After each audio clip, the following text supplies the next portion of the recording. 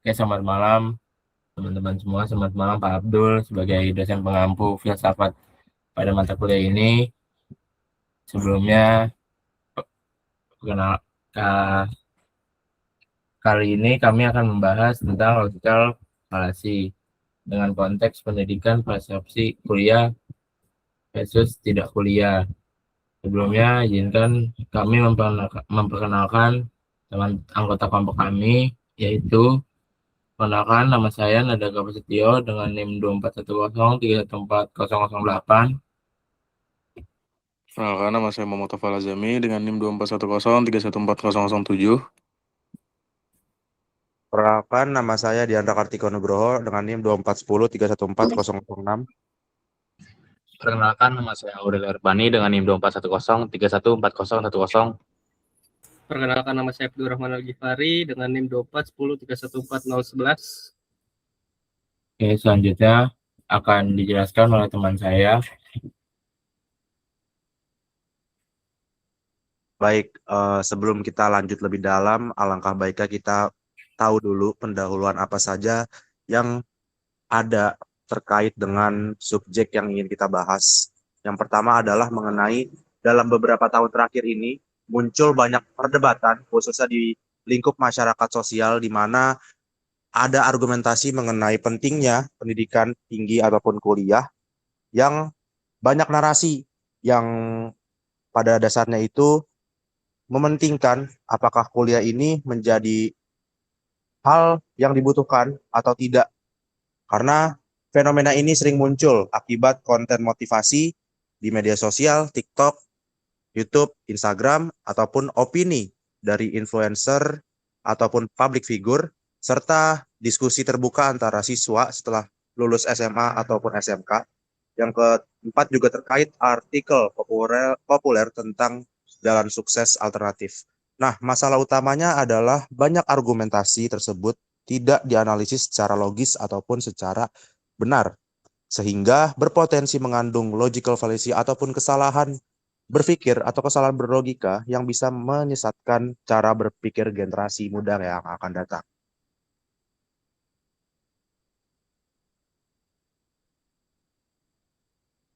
Baik, di sini saya akan mencoba merangkum contoh pernyataan dalam media sosial yang banyak kita temui, khususnya di lingkup media sosial ataupun di lingkup dunia maya, seperti ini. Tidak perlu kuliah, buktinya banyak orang yang sukses seperti pengusaha ataupun konten kreator yang tidak berkuliah tapi tetap kaya dan juga terkenal. Pernyataan ini terlihat meyakinkan karena menggunakan contoh nyata. Namun, sebenarnya perlu dianalisis lebih dalam karena tidak semua kondisi bisa disamakan. Boleh di next. Ya, selanjutnya ada slide yang akan dijelaskan oleh kawan saya. Baik, pada slide ini saya akan menjelaskan dari struktur argumennya terlebih dahulu.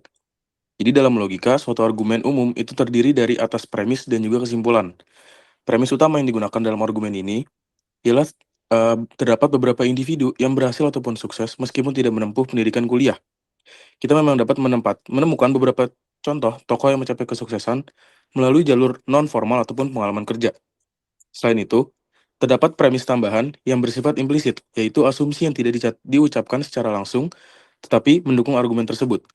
Di dalam kasus ini, asumsi yang digunakan adalah bahwa kesuksesan itu ditentukan oleh hasil akhir seperti kekayaan, popularitas, ataupun status sosial. Berdasarkan kedua premis tersebut, dapat ditarik kesimpulan, yaitu bahwa kuliah itu tidak diperlukan untuk mencapai kesuksesan. Namun dari sudut pandang logika, penting untuk diperhatikan bahwa suatu kesimpulan hanya dapat diterima apabila premis-premis yang mendasarinya itu cukup kuat dan juga relevan. Oleh karena itu, kita perlu mengkaji lebih lanjut apakah premis-premis tersebut benar-benar dapat mendukung kesimpulan yang diambil. Boleh di slide? Pada slide ini, saya akan menganalisis lebih dalam dari premis yang digunakan dalam argumen tersebut. Premis utamanya adalah bahwa keberhasilan beberapa orang tanpa kuliah dijadikan bukti bahwa kuliah tidak penting.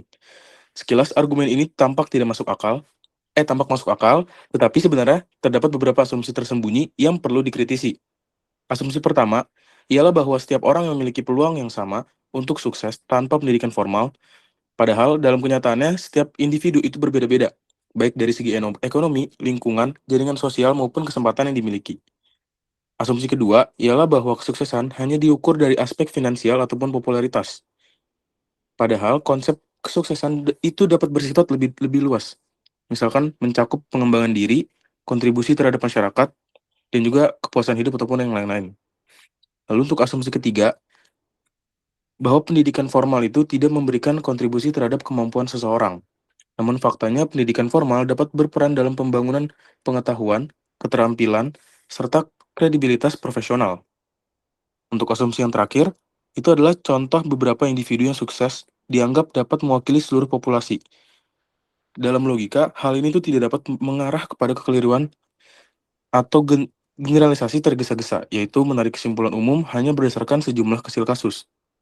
Dengan demikian, melakukan analisis premis dan juga asumsi yang mendasarinya, kita dapat melihat bahwa argumen kuliah tidak diperlukan untuk mencapai kesuksesan itu masih perlu ditinjau secara kritis sebelum dapat diterima sebagai kesimpulan yang valid.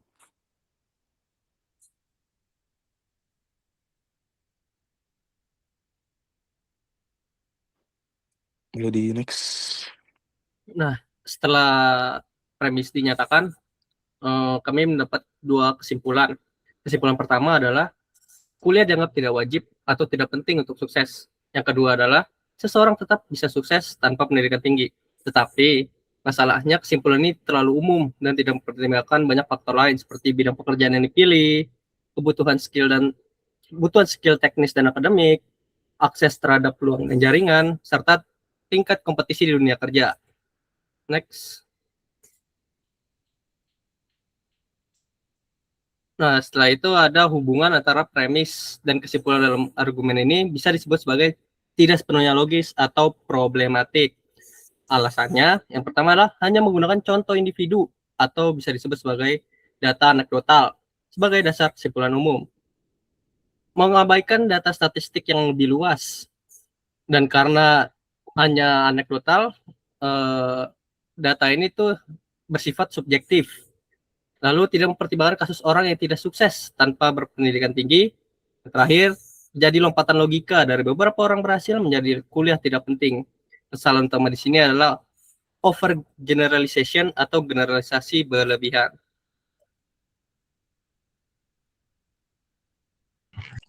Oke, untuk selanjutnya ada klasifikasi logical fallacy.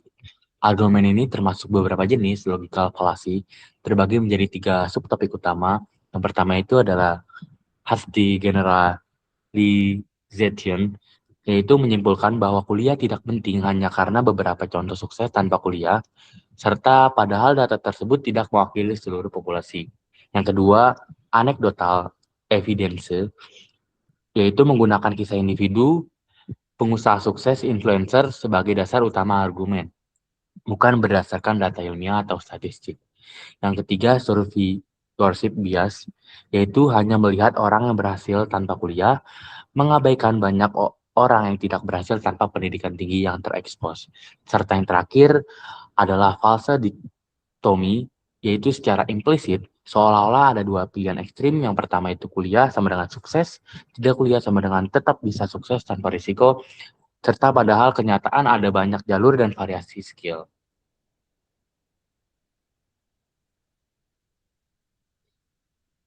Oke, untuk dampak logikal fallacy itu dibagi menjadi 3 subtopik utama. Yang A itu ada dampak bagi pelajar, yaitu adalah salah dalam menentukan pilihan pendidikan, meremehkan pentingnya ilmu, dan proses belajar formal, serta kurang mempersiapkan diri untuk bidang yang memang membutuhkan pendidikan tinggi. Yang B, dampak bagi masyarakat, yaitu menurunnya apresiasi terhadap pendidikan tinggi, munculnya pandangan bahwa kuliah tidak relevan, serta penyebaran informasi tidak seimbang di media sosial. Serta yang terakhir, dampak jangka panjangnya yaitu ketimpangan pemahaman tentang jalur karir, meningkatnya keputusan pendidikan yang tidak berdasarkan analisis rasional, serta yang terakhir potensi penyesalan di masa depan karena kurangnya persiapan skill.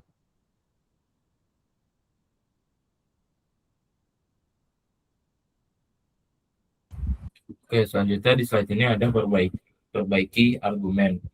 Argumen yang lebih logis dan seimbang. Ini ada beberapa contohnya, yaitu beberapa orang memang berhasil tanpa kuliah. terutama di bidang tertentu seperti bisnis, teknologi, atau industri kreatif. Namun, kuliah tetap memberikan manfaat penting seperti pengetahuan akademik, pengembangan keterampilan, jaringan profesional, dan akses ke berbagai peluang kerja. Keputusan untuk kuliah atau tidak sebaiknya disesuaikan dengan tujuan karir, bidang yang diminati, serta kondisi masing-masing individu. Perbaikan yang dilakukan yaitu pertama, tidak menghapus fakta adanya orang sukses tanpa kuliah.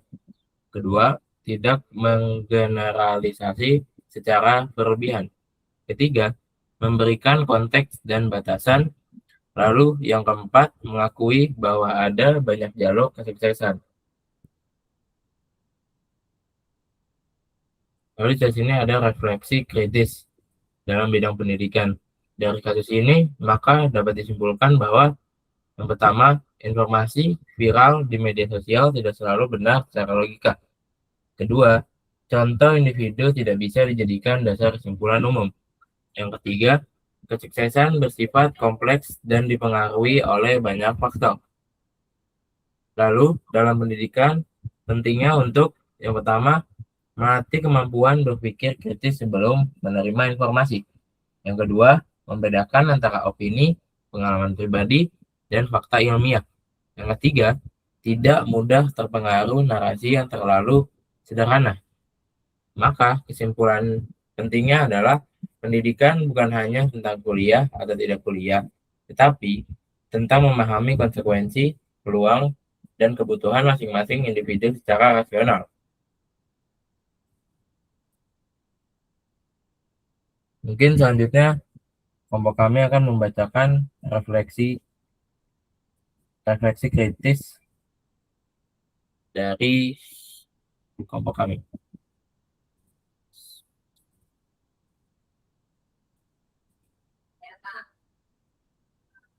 Ini adalah paper refleksi kritis dari kelompok kami. Mungkin boleh dilanjut dulu. Untuk refleksi ini, kita membedah sesat pikir kuliah atau versus tidak kuliah dan signifikasi nalar logis dalam pendidikan. Untuk di paragraf pertama itu, dalam kehidupan di masyarakat modern ini, terkait pendidikan, salah satu perdebatan yang paling sering diwarnai oleh sesat pikir, yaitu logical fallacy, adalah persepsi antara kuliah dan tidak kuliah. Sebagai mahasiswa, kami mengamati bahwa pandangan masyarakat sangat kerap terjebak dalam survivorship bias atau bias bertahan hidup, serta false dilema, ataupun dikotomi palsu atau hitam putih. Manusia sering diberitahu tentang narasi tentang tokoh sukses dunia yang putus kuliah, yang kemudian memunculkan kesimpulan yang dapat keliru bahwa pendidikan tinggi itu membuang waktu dan tidak relevan dengan keseluruhan kesuksesan. Pada sisi ekstrim yang lain, ada dogma kaku yang menganggap gelar akademik sebagai satu-satunya jaminan masa depan, bukan sehingga dapat merendahkan mereka yang memilih jalur non-formal. Selanjutnya, pada paragraf kedua, persepsi yang reduktif ini hanya merupakan salah satu bentuk sesat pikir yang berbahaya. Mengagungkan sedikit orang yang sukses tanpa kuliah berarti secara logis mengabaikan fakta statistik tentang jutaan orang lain yang kesulitan secara ekonomi karena kurangnya fondasi pendidikan dan akses jaringan. Sesatan berpikir ini dapat mereduksi esensi perguruan tinggi menjadi sekedar pabrik pencetak uang ataupun jaminan instan untuk bekerja. Padahal, fungsi utama dari universitas adalah ruang pematangan kognitif, tempat yang dimana pola pikir dibentuk, wawasan diperluas, dan juga resiliensi diuji. Menilai keberhasilan kuliah semata-mata dari kecepatan balik modal ataupun return of investment merupakan salah satu logika cacat yang mengkerdilkan makna pendidikan itu sendiri.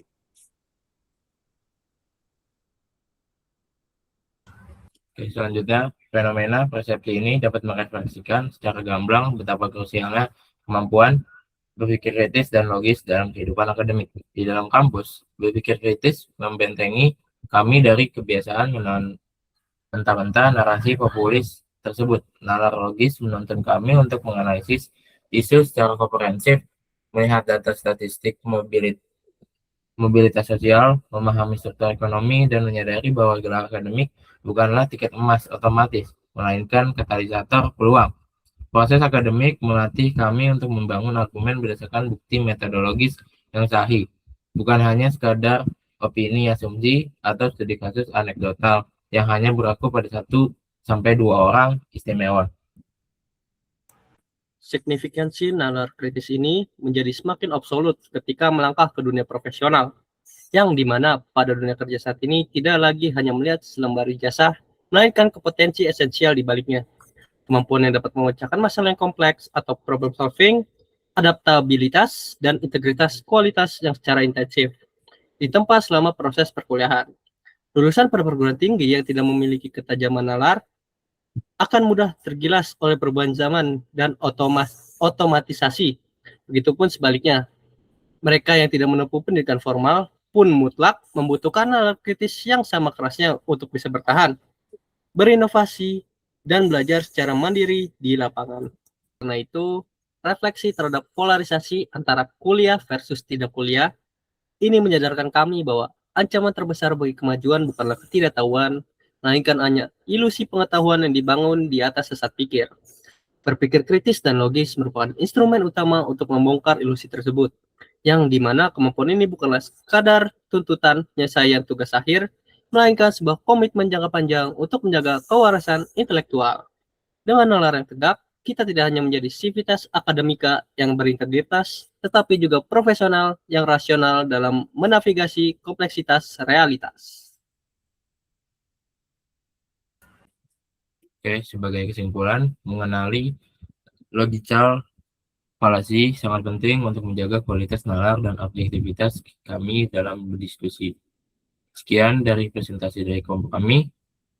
Terima kasih banyak atas perhatiannya. Wassalamualaikum warahmatullahi wabarakatuh.